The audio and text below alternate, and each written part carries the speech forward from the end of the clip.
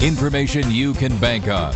The WBBM Noon Business Hour continues. We've seen a lot of developments in the last year in the way we access and view entertainment, and here is something that is being called another breakthrough in television viewing. Sony and Viacom reportedly have reached a tentative deal to stream cable channels over the internet. We're talking with Tim Hanlon, founder and CEO of the media consultancy firm Verter Group right here in Chicago. Tim, thanks for joining us on the Noon Business Hour.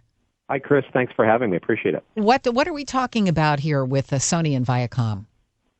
Well, specifically, you have a major programmer in Viacom, a programmer of channels such as Nickelodeon and MTV, and literally handfuls of other channels that we all know and love, experimenting with the ability to offer those channels outside of a classic bundled cable subscription that one would historically subscribe to them with. So the ability, for example, to watch Nickelodeon through a PlayStation device or another console device, or perhaps through some other internet-connected device without necessarily through a cable set-top box.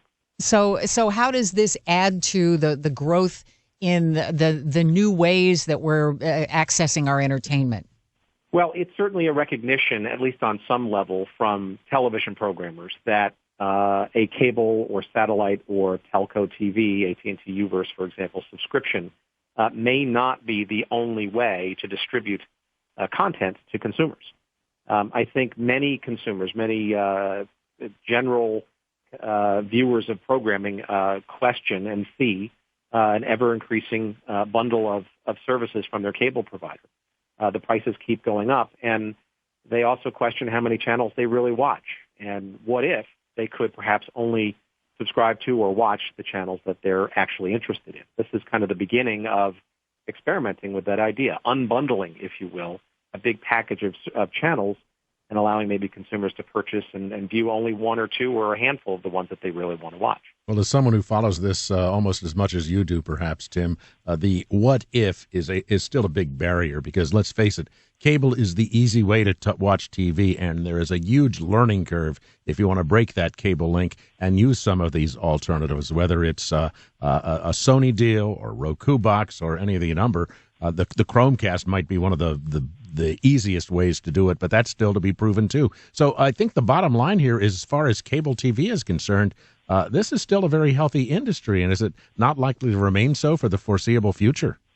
I think that's right, Sherman. It is the cable bundle has always been a fairly efficient way to allow consumers a breadth of entertainment choice for a relatively reasonable price. I think, though, most younger audiences, especially those that never, frankly grew up with television, but maybe with the internet first, kind of question that bundled model. And now with the internet and digital technologies and mobile technologies, have already created their own workarounds, if you will, to what the big box of services have historically been. So I think in the near term, it doesn't change all that much, but I think it's fraying around the edges, and younger consumers, digitally savvy consumers, are already starting to ask, how and where can I just watch the things that I want to watch without sort of all the other stuff attached to it? Do some of the major cable channels have enough draw to basically force contract revisions with the cable TV providers so that they could go out on other media without violating the cable TV contract? I guess basically they need a release from that contract.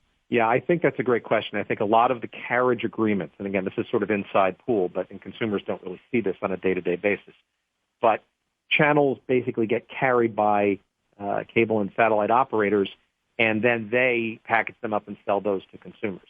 What you're really talking about here is channels, perhaps, content companies going directly to consumers, or a little bit more directly, where consumers have more of a choice versus taking an entire bundle. I think what you will see in the near term is a rethinking of what those carriage agreements look like to incorporate much more comprehensively all these other viewing touchpoints, tablets and mobile devices and all those other things. It has to. Consumers are already, especially younger ones, already consuming in these places and not just on the big old TV set. Nice to meet you today, Tim. Hope you'll come back on the Noon Business Hour. I'd look forward to it. Thanks for inviting me. Thank you. Tim Hanlon is founder and CEO of the media consultancy firm Verter Group here in Chicago. I saw a note yesterday that you can watch CNN on your PC, on your computer. The trick is you can't hear the audio unless you have a link with a cable company. You can link through that. Okay, there's the catch. Yeah, the good and the bad. That's the survival link.